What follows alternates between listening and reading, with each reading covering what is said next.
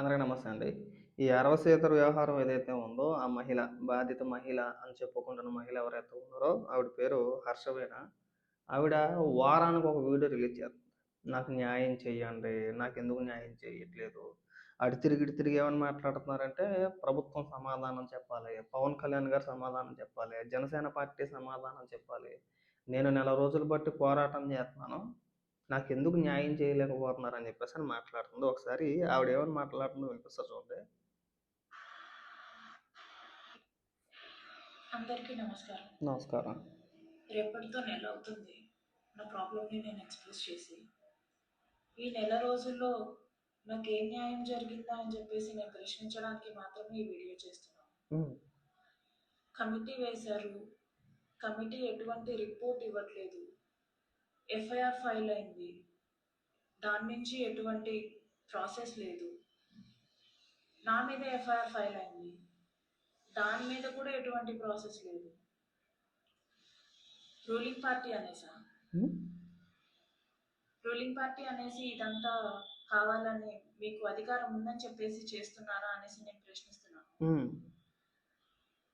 ఒక అమ్మాయికి అన్యాయం జరిగింది అని చెప్పేసి నోరు తెరిచి అడుగుతుంటే ఏదండి నోరు తెరిచి అన్యాయం? మరీ దారుణం కాకపోతే.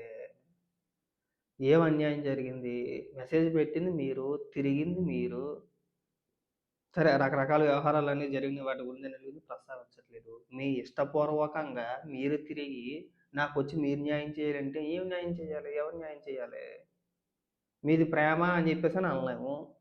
ప్రేమ అని చెప్పేసని అనలేము. మీరు హర్ట్ అయినా, హర్ట్ అవ్వకపోయినా దీన్ని అక్రమ సంబంధం కింద పరిగణించాలి. ఎందుకు అంటున్నానంటే నీకు పెళ్ళయింది.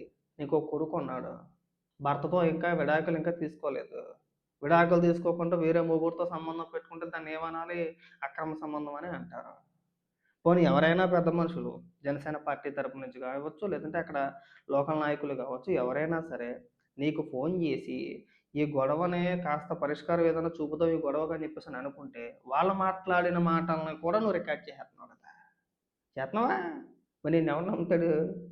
ఇప్పుడు ఈవిడకి ఎవరన్నా ఫోను చేసి, పెద్ద మనిషి తరహాలో ఈ వివాదం ఏదైతే ఉందో, దీనికి మేము ఈ సమస్యకి పరిష్కారం మేము చూపుతామమ్మా అని చెప్పేసని ఎవరైనా ఫోను చేస్తే పెద్ద మనిషి తరహాలో, వాళ్ళు మాట్లాడిన మాటలను కూడా ఈవిడ రికార్డ్ చేసేత్తంది ఇక్కడ.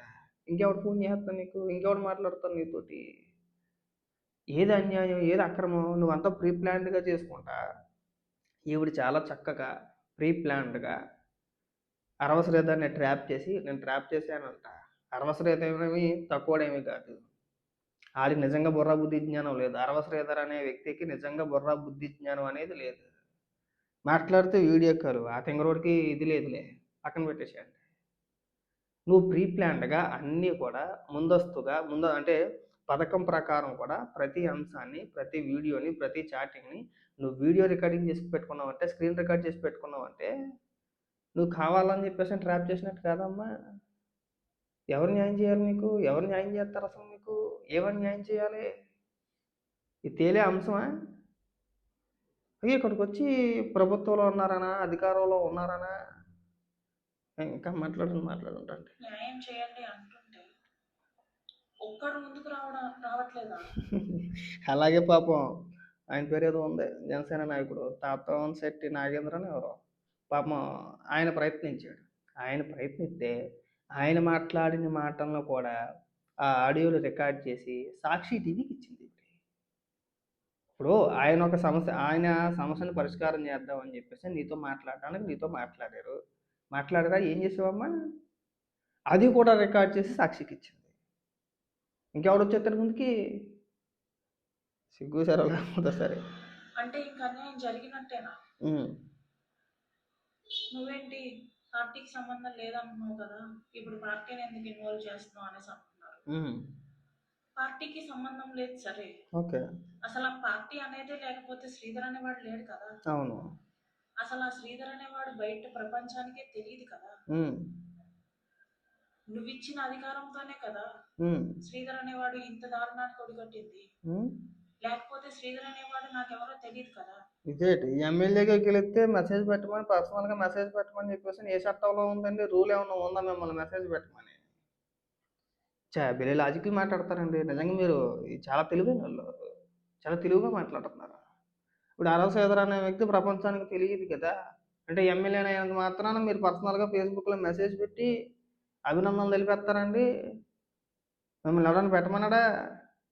జనసేన పార్టీ నాయకులు కానీ పవన్ కళ్యాణ్ గారు కానీ మీకు చెప్పారా మెసేజ్ పెట్టమ్మా అని చెప్పేసి అని? లేదంటే నువ్వేమైనా పబ్లిక్గా ఓపెన్గా మా జనాలందరికీ చెప్పి చేసావా? లేదు. ఇది మీ వ్యక్తిగత వ్యవహారం అండి. నువ్వు అరవ శ్రీధర్ అనే వ్యక్తి మీరు ఇద్దరూ పర్సనల్గా తేల్చుకోవాల్సిన అంశం. ఇరు కుటుంబాల మధ్యన తేలాల్సిన అంశం ఇది. దీంట్లో ఎవ్వడో ప్రజాప్రతినిధులు కావచ్చు, పబ్లిక్ కావచ్చు, ప్రభుత్వాలు కావచ్చు ఇందులో తలదూర్చి ఈ వివాదాన్ని వాళ్ళ నెత్తి మీద వేసుకోరు. వేసుకోరండి. ఎందుకు వేసుకుంటారు? మీరు ఏమైనా గతంలో తిరిగేటప్పుడు కానీ చేసేటప్పుడు కానీ హాస్పిటల్కి వెళ్ళేటప్పుడు కానీ లేదంటే మీరు ఏదైతే 5 సార్లు ఆ ప్రెగ్నెన్సీ వచ్చింది తీయించారని చెప్పేసి అని మాట్లాడుతున్నారు కదా, అన్ని సందర్భాల్లోనూ కూడా అందరికీ చెప్పి చేశారండి? అది పర్సనల్ వ్యవహారం అది. అరవ శ్రీధర్ నిన్ను మోసం చేసాడా, లేదంటే నువ్వే అరవ శ్రీధర్ని ట్రాప్ చేసావా, ఇవన్నీ కోర్టులో తేల్చుకోవాల్సిన అంశాలండి ఇవన్నీ కూడా. దీనికి ఎవడు సమాధానం చెప్పలేడు. ఏమని సమాధానం చెప్పాలొచ్చి? మీకు ఏం సమాధానం చెప్తారండి? చాలా సింపుల్. ఇప్పుడు అరవ శ్రీధర్ని అడిగితే ఏం చెప్తాడు? ఆ అమ్మాయి నన్ను కావాలని చెప్పి ట్రాప్ చేసింది. ముందు నుంచి ప్లాన్లో భాగంగా నేను మాట్లాడిన మాటలో నేను చేసిన చాటింగ్ అంతా కూడా స్క్రీన్ రికార్డ్ చేసి పెట్టుకుందండి. ఇది కావాలి ప్రీ ప్లాన్డ్గా చేసిందని చెప్తాడు. కమిటీ ముందు కూడా అదే చెప్పాడని చెప్పేసి సమాచారం. మరి ఏం చెప్పాడు ఏంటో తెలియదు. పూర్తి అవగాహన లేదు మనకు కూడా. ఇక నువ్వు వారానికి ఒక వీడియో రిలీజ్ చేసి నాకు న్యాయం చేయాలి, ధర్మం చేయాలి, నాకు అండగా నిలబడాలి. ఎవడు నిలబడ్డాము ఇలాంటి అంశాల్లో అండగా వెనక ముందు నీకు అండగా మేము అంతా ఉంటామని చెప్పేసి ఎవడు ముందుకు రాడు.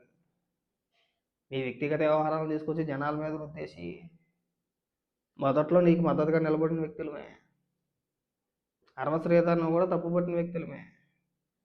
కానీ నీ ఆడియోలు వీడియోలు ఆ చాటింగ్లు బయట పెట్టడం, వారానికి ఒక వీడియో రిలీజ్ చేసుకుంటూ రావడం, నాది ఇంకా చాలా వీడియోలు ఉన్నాయంటే చాలా వీడియోలు ఎందుకు ఉంటాయండి? నీకు అరవ శ్రీధర్కి ఎప్పటి నుంచి చెడింది? మహా అయితే మీరు చెప్పిన కథనాల ప్రకారం ఒక 6 నెలలు 8 నెలలు బట్టి చెడింది అని చెప్పేసి అని మీరు చెప్పుకుంటారు. మీరు వీడియోలు ఎప్పుడు రిలీజ్ చేస్తున్నారండి? సంవత్సరం కిందటి వీడియోలు. అంటే మీరిద్దరూ బాగున్నప్పుడు కూడా నువ్వు పక్కా ప్లాన్ ప్రకారం స్క్రీన్ షాట్లు వీడియో రికార్డింగ్లు చేసుకొచ్చి ఇదంతా ముందస్తు ప్లాన్ కదా. ఏం మాట్లాడతారండి మీరు? శ్రీధర్ అనేవాడు సర్పంచ్గా ఉన్నప్పుడు నేను 3 సంవత్సరాల్లో కోడూరులో ఉన్నాను. అవును. కోడూరులో నా పని నేను చూసుకుంటున్నాను. మంచిది. శ్రీధర్ అనేవాడు ఎవడో నాకు తెలియదు. మంచిది. మీరు ఇచ్చిన పార్టీ అధికారం వల్లే కదా శ్రీధర్ అనేవాడు ఇలాంటి పనులు చేస్తుంది. మిమ్మల్ని వెళ్ళమని చెప్పలేదమ్మా. మిమ్మల్ని అరవ శ్రీధర్కి మెసేజ్ పెట్టమని, అరవ శ్రీధర్తో మిమ్మల్ని తిరగమని చెప్పేసి అని చెప్పలే. ఆయన ఒక ప్రజాప్రతినిధిగా ఎన్నికయ్యాడు, ఎమ్మెల్యేగా గెలిచాడు. అంతే తప్పితే మీలాంటి వాళ్ళందరితో ఫోన్లో మాట్లాడమని చెప్పేసి అధికారం ఇచ్చారా? లేదు కదా. ఓ లాజిక్లు అమ్మా, భలే లాజిక్లు మాట్లాడుతున్నారు. అందుకే నేను పార్టీని అడుగుతున్నాను. ఇప్పుడు పెళ్లి చేసుకున్న ప్రతి ఒక్కడు కోర్టు పర్మిషన్ తీసుకోవడం కదా, తర్వాత మేము డివోర్స్ తీసుకోవాల్సి వస్తుందో లేదో అది చట్టబద్ధత అమ్మా. కోర్టు పర్మిషన్ తీసుకుంటున్నామని చెప్పి అది చట్టబద్ధత అమ్మా. ఇప్పుడు పెళ్ళి అనేది ఇరు కుటుంబాల మధ్య జరిగే, ఇరు కుటుంబాలు కూర్చొని చక్కగా అమ్మాయికి నచ్చింది అబ్బాయికి నచ్చింది అడుగుతారమ్మా. అమ్మాయిని అడుగుతారు నీకు అబ్బాయి అంటే ఇష్టమా అని చెప్పేసి అని, అబ్బాయిని కూడా అడుగుతారు నీకు అమ్మాయి అంటే ఇష్టమా అని చెప్పేసి అని. ఇరు కుటుంబాలకి ఇష్టమైతేనే, ముఖ్యంగా అదమ్మ పెళ్లి కూతురు పెళ్లి కొడుకు ఎవరైతే ఉన్నారో వాళ్ళిద్దరికీ ఇష్టమైతేనే ఇష్టపూర్వకంగా పెళ్లి చేసుకుంటారు. పెళ్లి చేసుకున్న తర్వాత మనకి మ్యారేజ్ సర్టిఫికెట్లు ఇవన్నీ కామన్ అమ్మా.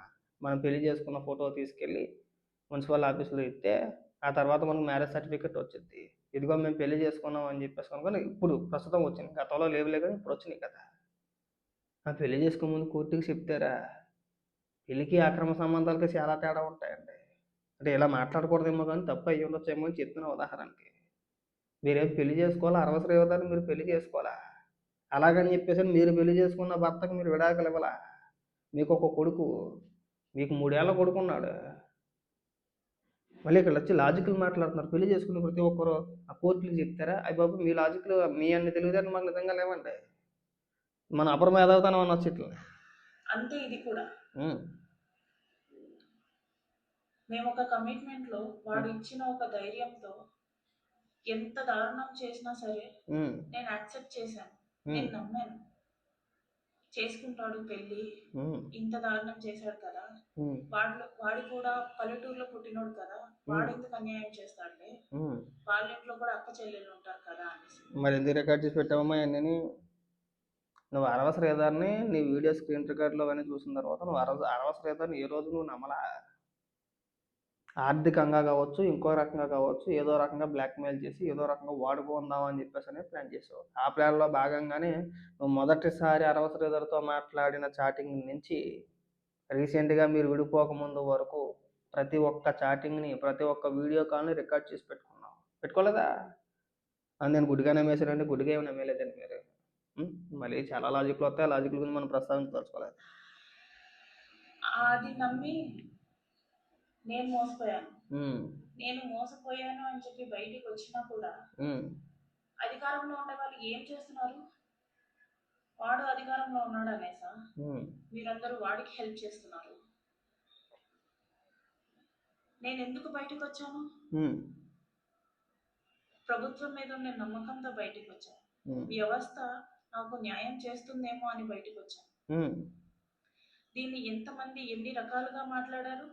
హనీ ట్రాప్ అన్నారు, బేరం కుదరలేదు అందుకే బయట పెట్టింది అనేసి అంటున్నారు, ఉమ్, రాజకీయ కుట్ర అనేసి అంటున్నారు, ఉమ్, వాళ్ళతో మాట్లాడింది వీళ్ళతో మాట్లాడింది అనేసి అంటున్నారు.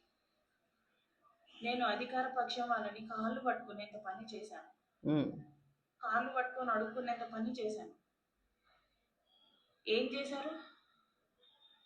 అసలు ఇప్పుడు ఏం చేశారు? ఒక నెల అవుతుంది, నెల రోజులుగా కామ్గా ఉన్నారు. ఉమ్, ఏమన్నా అంటే ఇన్వెస్టిగేషన్ అంటారు, ఉమ్, ఆధారాలతో సహా బయట పెట్టాను. అవతల వాడు ఇది తప్పు అని చెప్పలేకపోతున్నాడు. ఉమ్. ఆ అమ్మాయి చేసింది తప్పు, ఆ అమ్మాయి చెప్తుందంతా తప్పు అని చెప్పలేకపోతున్నాడు. నేను ఆధారాలతో సహా నేను బయట పెడుతున్నాను. మీకు అర్థం కావట్లేదు, మీకు న్యాయం చేయాలని అనిపించట్లేదు. ఏం న్యాయం చేయాలమ్మా? ప్రభుత్వం ఏం న్యాయం చేస్తుంది? ఆర్థికంగా మిమ్మల్ని ఏమైనా సెటిల్ చేయాలా? లేదు ఇప్పుడు అరవ శ్రీధర్ని సస్పెండ్ చేసి ఏమన్నా దానికి సంబంధించి సెక్షన్లో పెట్టి ఏమైనా సరే జైల్లో ఏమైనా వేయాలా? కోర్టు చట్టపరంగా ఎలాంటి చర్యలు తీసుకోవాలో అలాంటి చర్యలు తీసుకుంటారు. మీరు ఎందాక ఏదో లాజిక్లు చెప్పుకొచ్చారా? ఆ మొగుడు పిల్లలందరూ కూడా పెళ్లి చేసుకున్న వాళ్ళందరూ కూడా కోర్టులకు చెప్తారా అని చెప్పేసి అని. సరే ఒక విషయం బాగా గుర్తుపెట్టుకోండి, వాళ్ళు విడిపోవాలనుకున్నప్పుడు రోడ్డు ఎక్కారు. చట్టపరంగా కోర్టుకు వెళ్ళి ఆ ప్రాసెస్ ఏదైతే ఉందో కోర్టు ఆదేశాల మేరకు కోర్టు విడాకులు మంజూరు చేస్తే కోర్టులు కూడా అప్పటికప్పుడు నువ్వు వెళ్ళగానే కోర్టు మెట్లు ఎక్కంగానే విడాకులు ఇచ్చావు. మీకు టైం ఇస్తారా?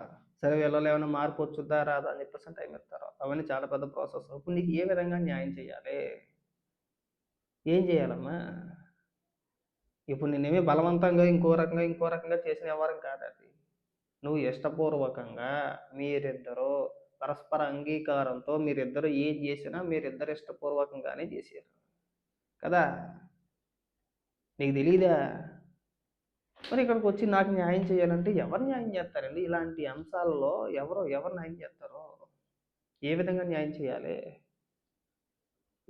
ఉండదు. ఇలాంటి అంశాల పట్ల ప్రభుత్వాలు కానీ, ప్రభుత్వ పెద్దలు కానీ, లేదంటే ఇంకొక రకంగా కొంతమంది రాజకీయ నాయకులు కానీ ముందుకొచ్చి మీకు మద్దతుగా ఇవ్వాలని చెప్పేసి అని అనుకున్నా, మీకు మద్దతు తెలపాలనుకున్నా, మీకు న్యాయం చేద్దామని మీతో మాట్లాడాలని చెప్పి చూసినా మీరు ఆయన కాల్ని కూడా రికార్డ్ చేస్తున్నారు ఇక్కడ. రికార్డ్ చేసి వాటిని కూడా వినిపించేస్తున్నారు మీరు పబ్లిక్గా. భయపడిపోరమ్మా. అయ్య బాబోయ్ ఆవిడ జోలికి వెళ్ళకపోవడమే మంచిదిలే అని చెప్పేసి అని భయపడిపోరా? అసలు ఎందుకు వచ్చినాయి ఇవన్నీ కూడా? ఒక పక్క లడ్డు వ్యవహారం విపరీతంగా నడుస్తుంది, ఒక పక్క మిమ్మల్ని వాడుతున్నారు, ఒక పక్క ఇంకొకరిని వాడుతున్నారు, ఇంకొక పక్క ఇంకొకరు వాడుతున్నారు. మీకు ఇదే వీడియోలో మీకు వైఎస్ఆర్సీపీ పార్టీకి సంబంధించిన ఒక పేజ్ ఉంటుంది ట్విట్టర్లో, ఎక్స్లో, ఉత్తరాంధ్ర నవ్వు అని చెప్పేసి అని వాడేసిన ట్వీట్ మాట ఇది. చదివినిపిస్తాను చూడండి. వెంకటేశ్వర స్వామిని తన కులదైవంగా చెప్పుకునే సీఎం చంద్రబాబు నాయుడు తిరుమల శ్రీ ఏడు కొండలను కేవలం 2కు తగ్గించేస్తూ హిందువులకు వెన్నుపోటు పొడిచిన జీవో నెంబర్ 338 ఇదిగో అని వేసాడు. జీవో ఎప్పుడు జారీ చేశాడు అంటే అందు మీద డేట్ ఎప్పుడు ఉంది? 16/9/2025.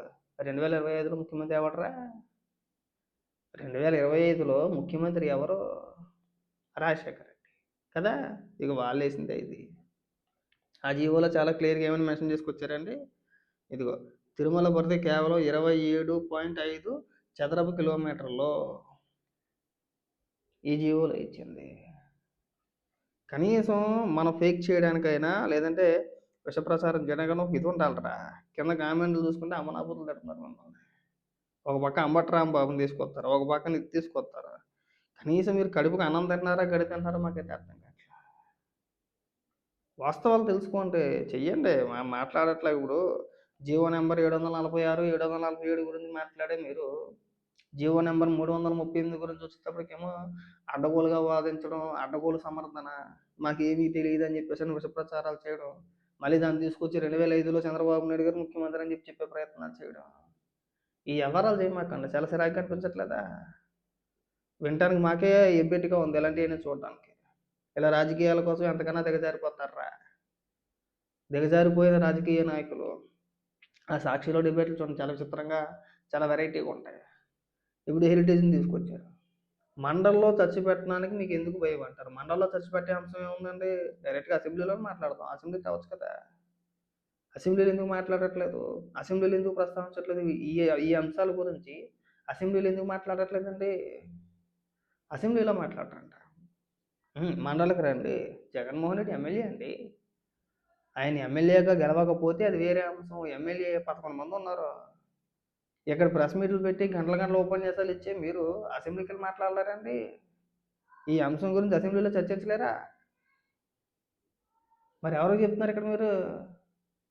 దయచేసి ఇలాంటి విష ప్రచారాలను పక్కన పెడితే బాగుంటుంది.